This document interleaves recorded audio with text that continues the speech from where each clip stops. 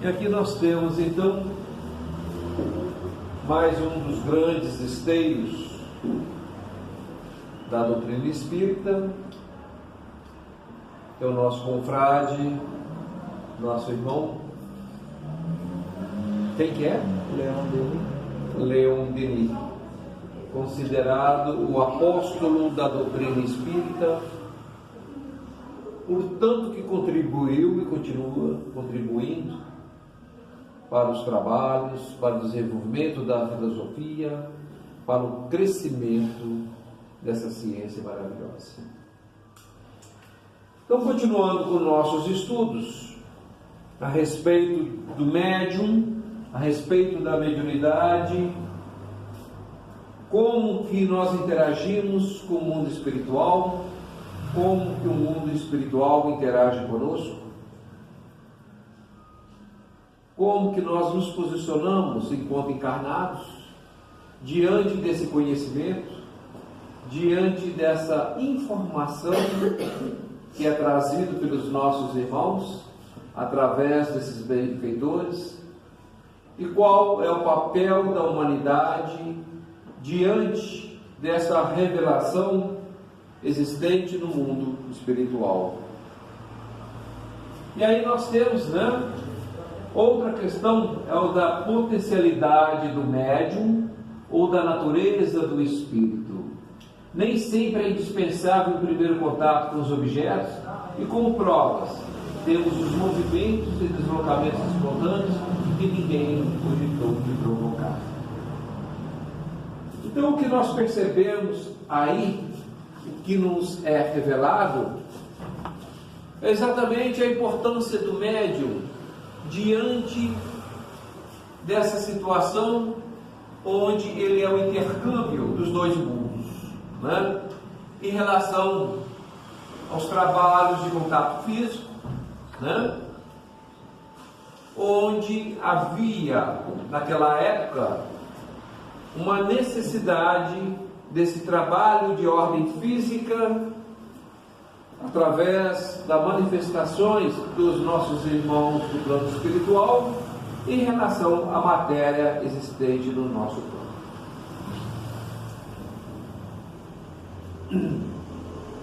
Hoje temos a convicção que estudos envolvendo movimentos e transportes de coisas materiais, manifestações e aparições de espíritos envolvidos por seus corpos espirituais em sessões mediúnicas encontram-se bem definidas e entendidas por médiuns e por todos que estudam a parte científica da doutrina espírita.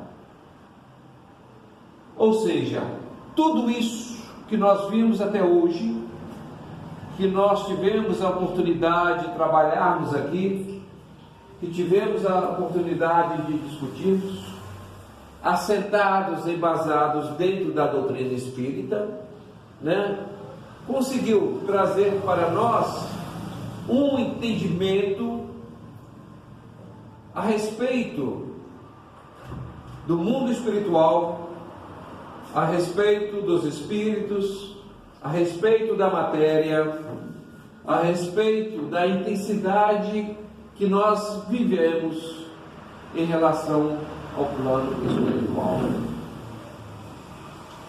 Em que consiste o passo seguinte na área dos estudos da pedagogia espírita?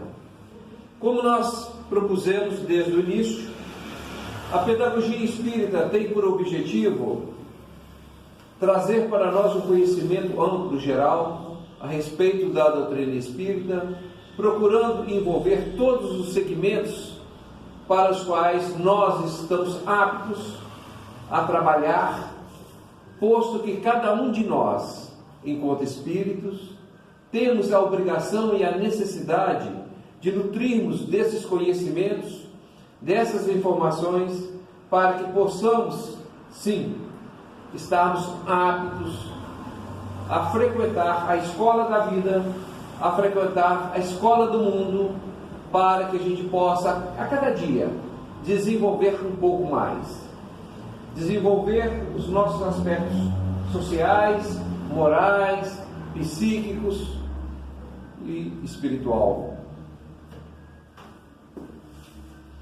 Em que consiste o passo seguinte na área dos estudos da pedagogia espírita, então? Todos os estudos inerentes ao espírito, que possa trazer ao espírito o entendimento firme, concreto, seguro da nossa verdadeira posição enquanto encarnados e qual o objetivo de estarmos aqui. Esta é a finalidade da pedagogia espírita diante de nós.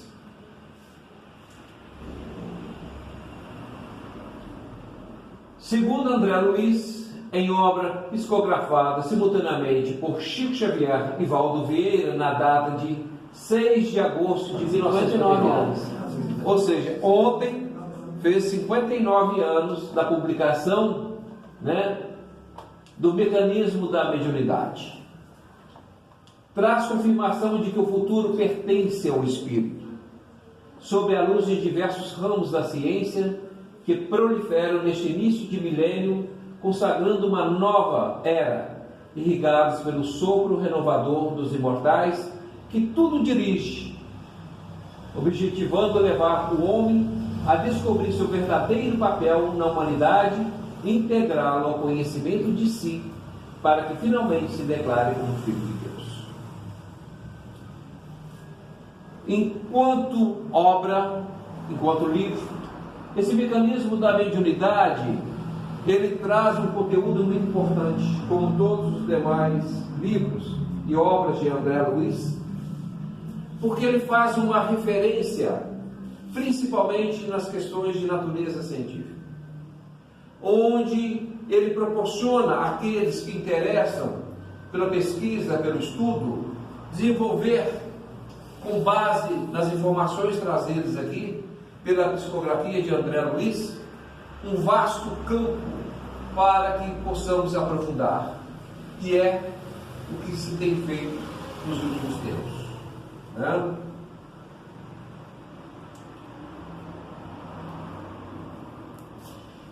E dentro desse campo, dentro dessa ciência, nós vamos encontrar aqui a epigenética sob a luz da doutrina espírita. Quem de nós já teve a oportunidade de fazer algum estudo sobre a epigenética? É um trabalho recente, é uma ciência nova, que teve início praticamente em 1975.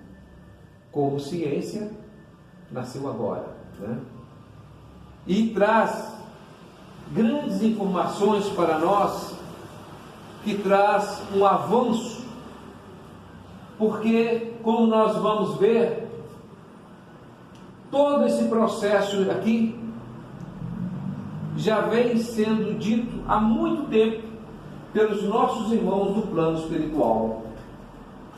Só que ainda não havia uma confirmação científica, acadêmica, sobre essa questão, quando se fala em genética. E através desses estudos, possibilitou trazer para nós uma matéria clara, uma matéria bem definida, do qual, para nós, é o de mais importante, que é o pensamento. Os efeitos do pensamento, aonde, como e de que forma o pensamento pode chegar até nós e o que isso traz para as nossas modificações enquanto seres encarnados e o que isso representa também para as gerações futuras. E aí nós vamos encontrar químicos e físicos, geômetras, matemáticos, erguidos à condição de investigadores da verdade, são hoje, sem o desejarem, sacerdotes do Espírito. Por quê? Como consequência de seus porfiados estudos, o materialismo e o ateísmo serão compelidos a desaparecer por falta da matéria, a base que lhes assegurava as especulações negativas. Emmanuel, prefácio nos domínios da mediunidade. Ou seja, já nessa época, há 59 anos atrás, André Luiz, através das psicografias de Chico Xavier, já nos alertava que a questão do materialismo era questão de tempo. Como trabalhar e sustentar a posição do materialismo se, na verdade, não existe matéria? Porque até então pensava-se que da matéria gerava-se energia. E hoje já está comprovado que é o contrário, da energia que gera matéria. Então, se não existe matéria, como firmar-se convicção do materialismo, da matéria, sobre uma coisa etérea, sobre uma coisa que na verdade não se sustenta por si? E é exatamente isto, através desses estudos, que nós vamos confirmar essa posição. O termo epigenética se originou do prefixo grego ep, que significa acima ou sobre algo. Estuda que nem tudo está predestinado. Isso aqui, gente, olha só o significado disso. Epigenética é definida como modificações do genoma que são herdadas pelas próximas gerações, mas que não altera a sequência do DNA. Até então se questionava muito sobre o DNA, sobre os genomas, de como ele atua dentro da raça do ser vivo, ou melhor, da raça humana, e de tudo que é vivo, como funciona, né? E muitas vezes, até muito pouco tempo atrás, isso aqui era inquestionável. Acreditava-se nessa condição hereditária permanente que não poderia ser modificada. E essa posição hoje já não se sustenta mais, né? Então, essa questão de predestinado, ela deixa de existir dentro de uma postura agora do qual nós somos responsáveis também pelo nosso DNA. E isso nós vamos ver o quanto isso vem modificar toda uma posição, como isso vem trazer um efeito benéfico em relação à nossa posição que sustentávamos enquanto espíritas, principalmente nas questões da ciência, onde considerava sempre que nós éramos responsáveis pelos nossos atos, pelos nossos comportamentos, pelos nossos corpos, né? Tanto físico como espiritual, e não tínhamos ainda como resolver a questão do DNA, onde se buscava que era resultante de um planejamento reencarnatório, objetivando que o espírito pudesse estar ocupando aquele corpo para dar vazão às provas e às expiações. E hoje, através das modificações desses conceitos e princípios, né, já temos condições de informar, de falar, de sustentar que o DNA pode ser modificado.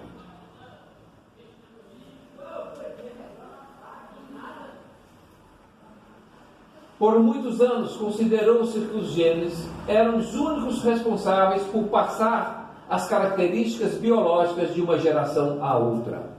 Isso aí era o que nós tínhamos dentro da ciência.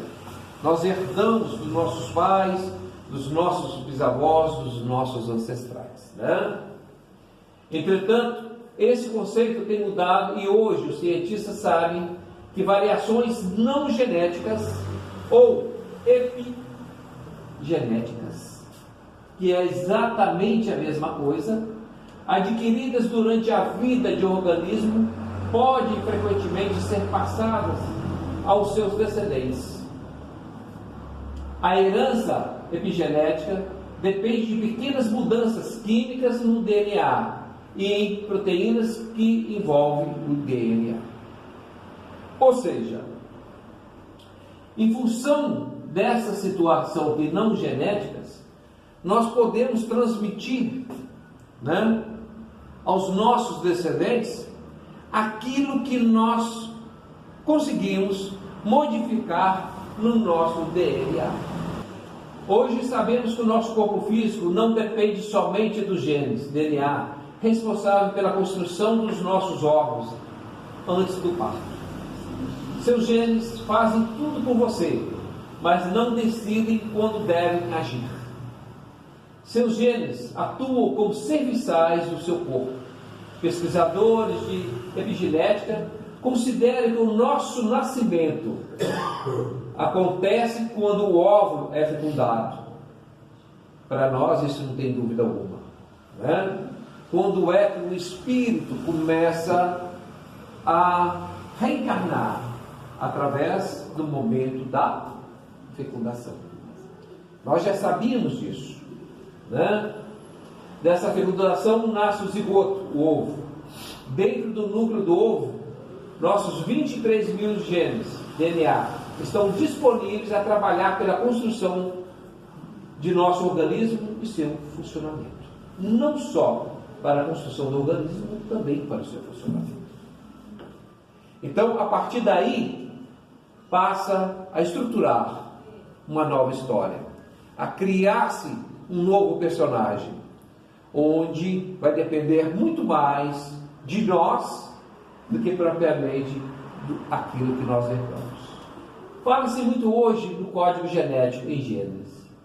Isto é genético, é de família, todos temos diabetes ou pressão alta ao lado de papai. Herdamos isso da família, Então, esse linguajar é comum entre nós, Fulano tem obesidade familiar, Todos são assim porque o pai é, a mãe é, então, geneticamente, até certo ponto, ou melhor, em grande parte sim, porque também o espírito ao reencarnar, ele precisa trazer consigo uma estrutura para que ele possa desenvolver-se dentro das suas condições de prova e expiações, para que ele possa com mais facilidade atender à necessidade do espírito no corpo, onde essas condições vão estar presentes para que ele possa, ao longo da sua caminhada, desenvolver-se determinadas doenças, desenvolver-se determinadas situações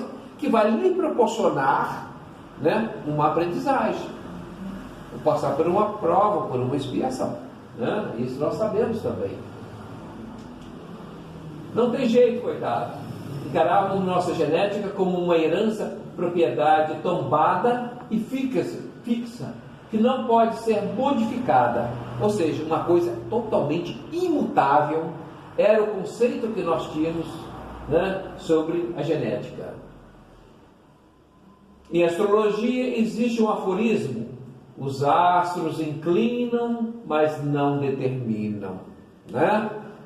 Ah, não, eu sou do signo de Capricórnio, eu sou do signo de Peixe, eu sou do signo de Escorpião, então tem que ser tudo assim, assim, assim. E hoje a gente sabe que não é. Hoje nós sabemos que existe sim uma inclinação. O que é essa inclinação? Existe uma estrutura.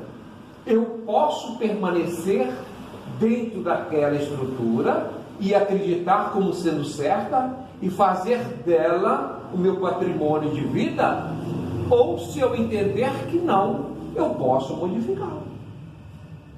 Eu posso ser um escorpião com a natureza do leão, do Sagitário, o que impede de eu ter essa característica, Por quê?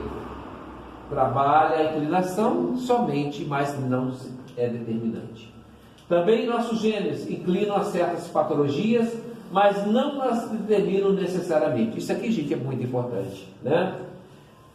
Isso subtende-se que todos nós, indistintamente, carregamos conosco genes portadores de patologias, de doenças. Então, por que em alguns desenvolvem e outros não? É exatamente para atender esses princípios. Se o indivíduo tiver necessidade de passar por aquela prova, vai se desenvolver-se, porque senão seria contrário às leis naturais, às leis divinas, né? É uma sementinha que nós temos e podemos fazê-la germinar ou não. O que faz essa sementinha germinar? Nós vamos ver aqui vários fatores. Aí, dentro do campo da doutrina espírita, a questão das provas, a questão das expiações, né? Podemos trabalhar em relação ao nosso crescimento e nossa evolução, ela existe, mas se nós dependemos de como nós vamos nos atuar, essa sementinha pode não germinar, ou pode germinar com muito mais rapidez, depende da forma como eu vou conduzir a minha existência. Existem evidências científicas mostrando que hábitos de vida, doenças, alimentação e o ambiente social em que uma pessoa está inserida pode modificar o funcionamento dos seus genes. Olha o quanto a questões externas pode influenciar os genes, né? Antes não se acreditava nisso. Hoje já é perfeitamente admissível, dentro do campo da ciência, a condição para que fatores externos possam influenciar diretamente a nossa existência, modificar os nossos genes, né? Qualquer atividade reguladora de genes que não envolve mudança na sequência do DNA pode persistir para as seguintes gerações, como já afirmava o nosso amigo há mais de 200 anos, já trabalhava isso, né, senhora? E como Hammer trabalhava isso de uma forma positiva, de uma forma convicta, onde no final ele dedicou toda a sua existência em cima disso, acreditando piamente nisso, né? Na sua teoria dos miasmas,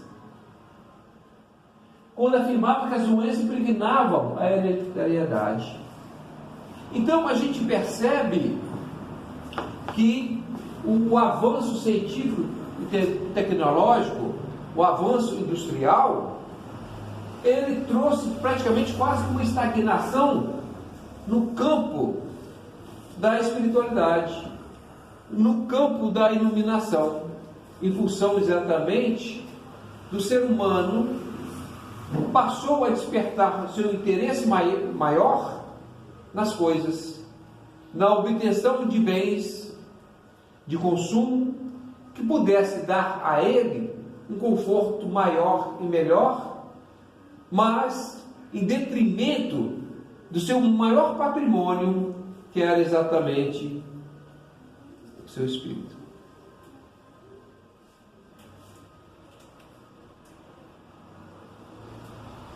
Nesse estudo existem dois fatores importantes a considerar.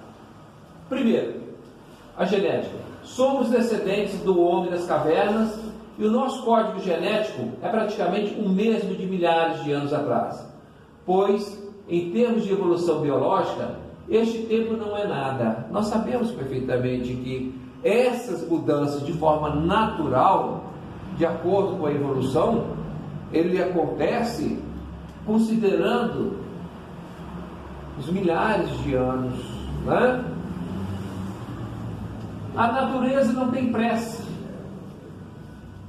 Nós que estávamos lá naquela época, vivíamos de comida fresca, ovos de pássaros, peixes, moluscos, animais, caçávamos raízes, ou seja, nós vivíamos dentro de um ambiente totalmente integrado à natureza. E, consequentemente, em função disso, todo o nosso organismo reagia como tal, exatamente para dar ao corpo físico e ao campo mental uma condição necessária que ele precisava para poder se encaixar dentro daquele período, daquela época, né? Não saía do meio da noite porque lá fora era perigoso e escuro. Descansava o corpo sem alimentar até o sol aparecer, recuperando-se e desintoxicando-se. Então, veja só, durante milênios, o ser humano, tendo este comportamento, transmitiu, através da genética, um código para atender essas necessidades. Mas para isso gastou-se milhares e milhares de anos. Aí vem uma questão. O que aconteceu de 1800 para cá em relação a nós? Olha a revolução que houve, a modificação que houve em muito pouco tempo, onde nós passamos a viver numa comunidade, numa sociedade totalmente diferente em função da nossa genética. Hoje nós somos seres tecnológicos. Totalmente. Em tudo e por tudo, né? Devemos tomar consciência de como modificar nossos hábitos alimentares, entre outras.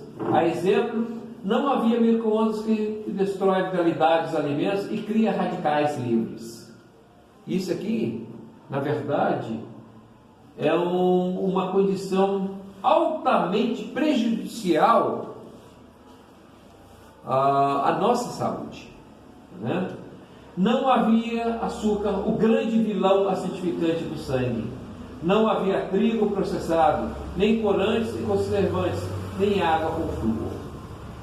Inclusive, a água com flúor é um dos grandes inibidores do desenvolvimento da nossa pineal, que é o elo de comunicação do mundo físico ao mundo espiritual.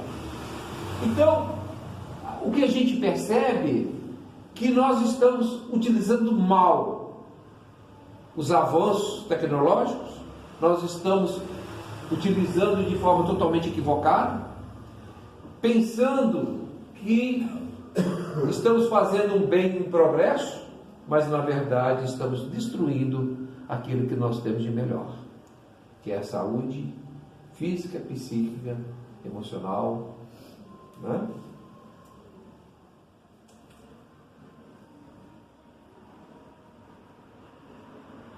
Nós podemos mudar o DNA. Nós somos luzes. Nós podemos mudar a partir do momento que nós temos a conscientização do que somos, por que estamos aqui e qual o nosso objetivo de estarmos aqui. Né?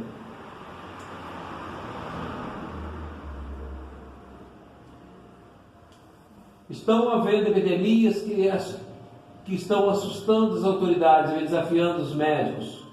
Consulte seu cardiologista, endocrinologista, nutricionista, especialista de modo geral.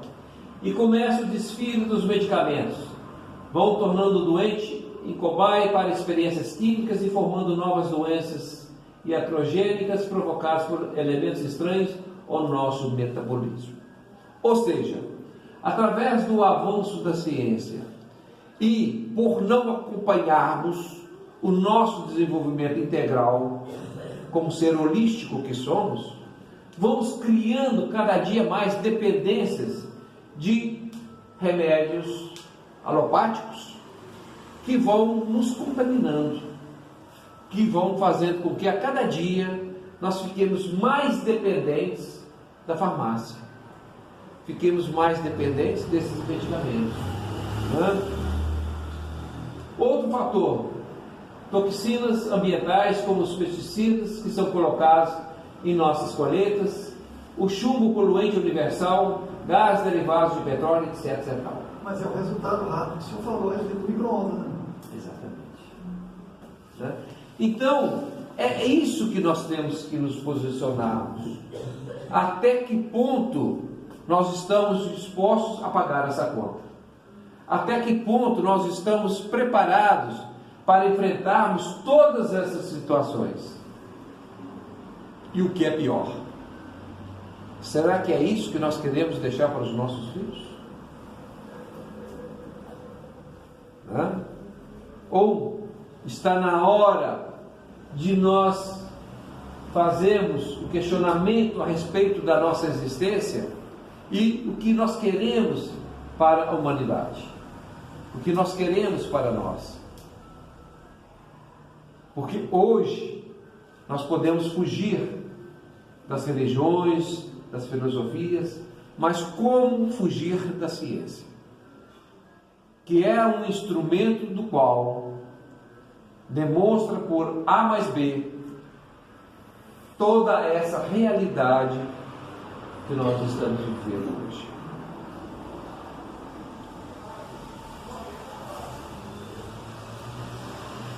Mais ainda, os recipientes de plástico, onde guardamos comida e água potável, água mineral e mesmo, e quando aquecidos ou colocados em micro-ondas, liberam dioxina, substância que se assemelha para o nosso organismo a hormônios, e está sendo evidenciado que incentiva o crescimento de tumores. Por quê? Quando nós introduzimos isso aqui no nosso organismo, confunde os nossos neurônios, e ele entende como sendo hormônios. Só que na verdade não é. E com isso, cria-se possibilidade de crescimento de tumores no nosso corpo físico, em função dessa confusão genética que se faz através de sinapses, né, dos neurotransmissores, a indicarem determinadas substâncias que na verdade não são. É como se de repente eles fossem ludibriados em relação àquilo que está chegando até ele, né?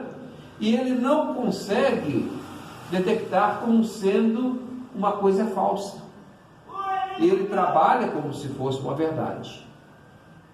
E ele desestrutura todo o nosso sistema imunológico. Ele cria as dificuldades no nosso organismo. É como se de repente ele entrasse em pânico. O estresse da vida atual, onde a velocidade da informação, a insegurança e outros fatores exercem uma pressão constante sobre o cidadão. Então, como se não bastasse, ainda nós temos essa pressão, o estresse do dia a dia, dentro dos nossos lares, nas escolas, no trabalho, na comunidade, onde quer que estejamos. Tudo isso vem agravar a nossa condição de ser encarnados. Tudo isso vem dificultar a nossa existência, porque criamos condições desfavoráveis à felicidade. Aquilo que a gente anseia e procura, a paz, o equilíbrio, a serenidade, que vão ficando para trás. A homeopatia estimula os genes responsáveis pela produção de enzimas antioxidantes, equilibrando os elementos indispensáveis à fabricação das mesmas, como magnésio, selênio, zinco, cobre, etc. Né? Quer comentar alguma coisa sobre isso, Wellington? Aí para nós? Com o uso da homeopatia, o indivíduo ele é estimulado através desses elementos a se autocurar.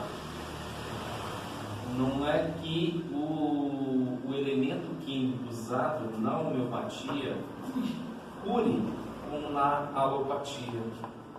ele desperta no cérebro do indivíduo uma reação àquela química, né, que foi inserida nele, e ele desenvolve, ele desencadeia através do seu cérebro um conjunto de reações para que o reequilíbrio daquele corpo se faça. Entendeu? Então é um pouquinho diferente da alopatia. A alopatia é um conjunto de química onde ela é inserida no indivíduo, ela agride diretamente o que está em desarmonia. Só que agride diretamente o que está em desarmonia e adjacências. A homeopatia já é o contrário. Ela, em pequenas doses, ela em contato com o cérebro, faz o cérebro descarregar um conjunto de sintomas, de ações em nós, para que a gente se autocure. Ela vai provocar uma harmonia. A homeopatia cura o doente, não a doença. Exatamente. Tá? Então, na realidade, a cura homeopática, ela se faz através dessa mudança de posicionamento do indivíduo. O que se cura é o indivíduo, não é a doença. Na realidade, Hahnemann falava que a doença, na realidade, não existia. Não existiam pessoas doentes. O que existiam, não existiam doenças, eram pessoas doentes, com mentes adoecidas. Tá? E esses elementos químicos inseridos em pequenas doses faz o cérebro, ele vai olhar aquilo como um elemento estranho, algo muito diferente da sua realidade, e ele vai desencadear no corpo uma reação contra aqueles produtos químicos, fazendo o corpo se harmonizar novamente. É o que acontecia com a malária, naquela época, onde o Hahnemann começou a estudar sobre a homeopatia. Ele começou a perceber que, ministrando pequenas doses do quinino, né, as pessoas se curavam. Aí ele teve a grande sacada: peraí, e se eu ministrar quinino em pessoas sãs, o que acontece? As pessoas desenvolviam os mesmos sintomas de quem estava com malária. Aí ele falou: tá, matei a charada. Ele começou a pesquisar um monte de outros produtos químicos, elementos químicos, que inseridos no organismo humano desencadeavam a reação contrária às produzidas por ele mesmo. Semelhantes curando semelhantes. É isso aí. Gênio. Cara, é gênio. Então, Hahnemann, além de trabalhar a homeopatia para os humanos, hoje trabalha também a homeopatia para animais, para as plantas, né? Para os elementos físicos, solo e tudo mais. Então, ela tem o seu campo de atuação enorme e muito eficaz, quando bem desenvolvida, né?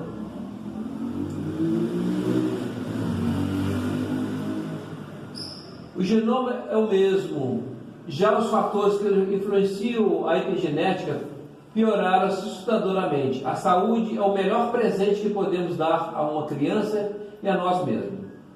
Como alimentos cheios de vida, orgânicos, coloridos e crus. Desconfie dos fármacos que agem rápido e deixam lixo tóxico no corpo. Olha só isso aqui, né? Exercitem-se diariamente, apanhem sol essencial para a formação de vitamina D3, bebam mais água, administrem seus pensamentos evitando a negatividade, seja bons homeopatas atualizando constantemente para ter uma visão global do ser humano. Quando você trabalha homeopatia, você obrigatoriamente traz para si uma responsabilidade que vai além do tratamento homeopático, porque aí você vai trabalhar o ser no todo. Você vai trabalhar sua alimentação, você vai trabalhar seu sono, você vai trabalhar as suas atividades, você vai se integrar verdadeiramente à natureza, como é necessário, para que a partir daí possamos sim ter respostas positivas sobre aquilo que a gente busca. E somente com esse conhecimento é que nós vamos formar pessoas responsáveis para consigo mesmo e para com os outros.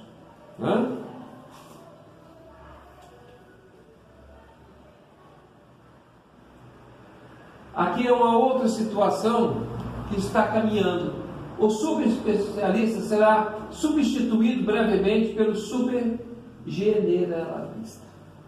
Ou seja, hoje você vai consultar um indivíduo, né? Ah, não, eu só cuido do joelho. Não, só cuido do ombro, né? Não, o meu só dos olhos. Não, o meu só do fígado. Enfim, eles estão fazendo do ser humano um verdadeiro tabuleiro de xadrez. Cada um... Oi? Cada um cuidando do seu pedacinho.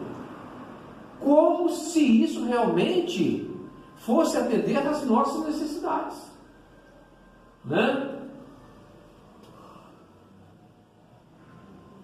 O indivíduo que vai olhar tudo é aquele que aborda o paciente como todo, na sua única e preciosa individualidade, utilizando a espiritualidade e a homeopatia, opção terapêutica central da medicina holística para a saúde integral.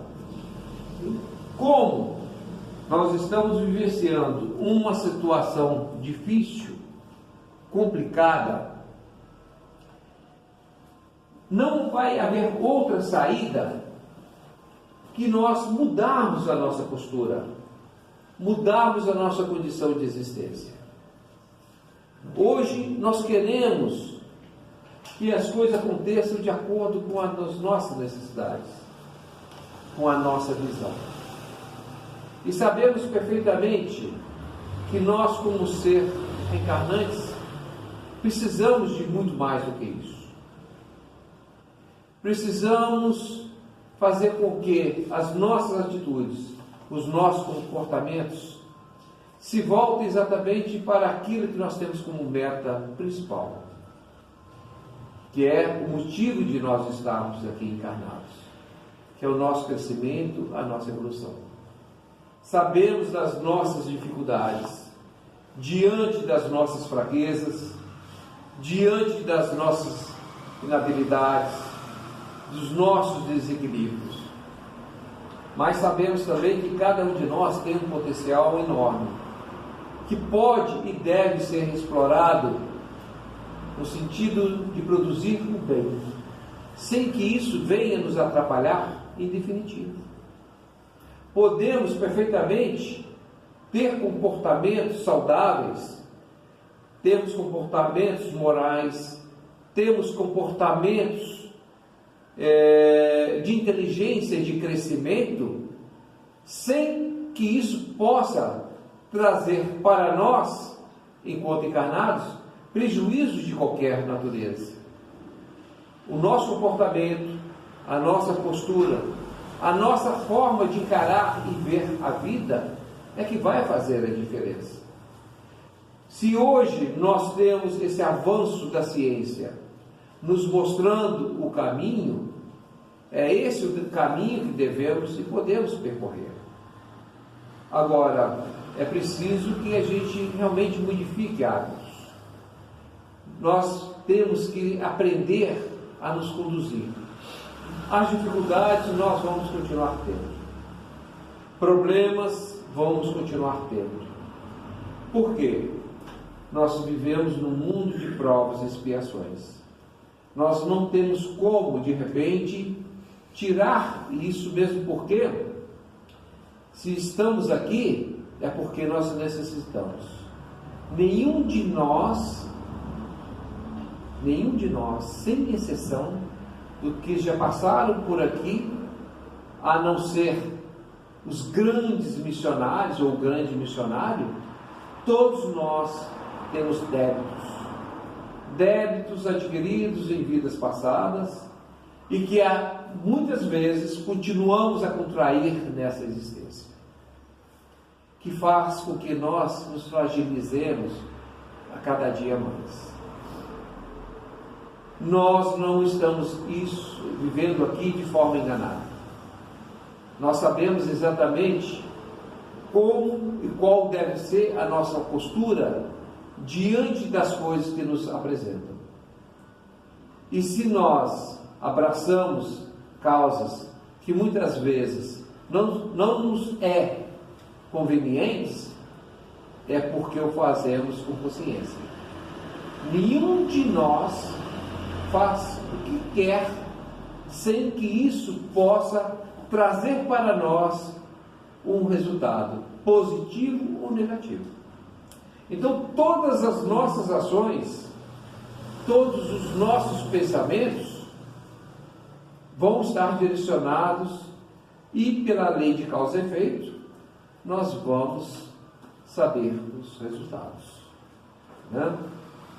Então chegou um momento quando a gente fala que nós estamos na era do Espírito, é porque realmente nós estamos na era do Espírito, onde toda aquela questão material, ela deve ser entendida, ela deve ser vista como apenas uma condição acessória para atingir o principal, que é exatamente o Espírito. Só que muitas vezes, ou nem sempre, ou quase nunca, pensamos dessa forma. Nós priorizamos o nosso bem-estar, o nosso conforto, a nossa saúde. Não que isso não seja conveniente para nós. O que nós não podemos é trazer uma modificação em relação a isso, prejudicando o nosso ser espiritual. Por isso que é importante trabalharmos o equilíbrio. Eu vou criar uma condição, né, social, econômica, financeira, né, familiar, estruturando dentro daquilo que me faz um ser de bem, que me faz um ser feliz, um ser harmonioso. Eu não vou fazer isso criando uma situação do qual amanhã eu vou me arrepender por questões morais, por questões espirituais. Quando nós trabalhamos isso em nós, nós distanciamos da matéria e nos aproximamos do Espírito. Então, quando nós falamos que nós estamos na era do Espírito, é exatamente visando esses princípios, buscando inserir em nós atitudes, comportamentos, né, que vão fazer com que nós, a cada dia, possamos avançar com mais rapidez, ainda que a natureza seja lenta. O grande flagelo, né, do século XXI hoje é a famosa síndrome do pânico. Quem aí nunca ouviu dizer, né? Então, é uma forma em que a própria natureza mostra ao ser humano que ele está num caminho errado. Sim. Né? Algo está acontecendo, ele está fazendo alguma coisa que não está desencadeando nele uma reação química dentro do próprio corpo que gera nele muito medo, desespero, um medo absurdo, e que ele pode sofrer sérias consequências com isso. E como vamos falar assim, a modernidade, né? a facilidade das tecnologias atuais propiciam isso, né? As tecnologias atuais, elas estimulam em excesso todos os nossos, vamos falar assim, todas as partes do nosso cérebro, com muita evidência, com muito estímulo mesmo. Isso vai fazendo o ser humano ficar cada vez mais eletrizado, mais agitado, mais ansioso, que gera uma reação em cadeia no futuro de síndrome do pânico. Então, a gente vai observando o quanto é importante evoluir sem degradar. A busca desse equilíbrio para ser um homem atual, sem estar cheio de tarja preta, é o grande segredo da história. O tarja preta, na realidade, o que é? Inibidor. Que o cérebro, o que ele faz? Ele, através das sinapses cerebrais, ele estimula uma série de reações no corpo. O inibidor vem e corta. Então você fica meio zumbizinho. Né? Então, você, na realidade, com esses inibidores, você está continuando a se estimular e se inibindo. É cura? E se enganando. Então vamos agradecer, vamos encerrar, né, os nossos trabalhos, os nossos estudos.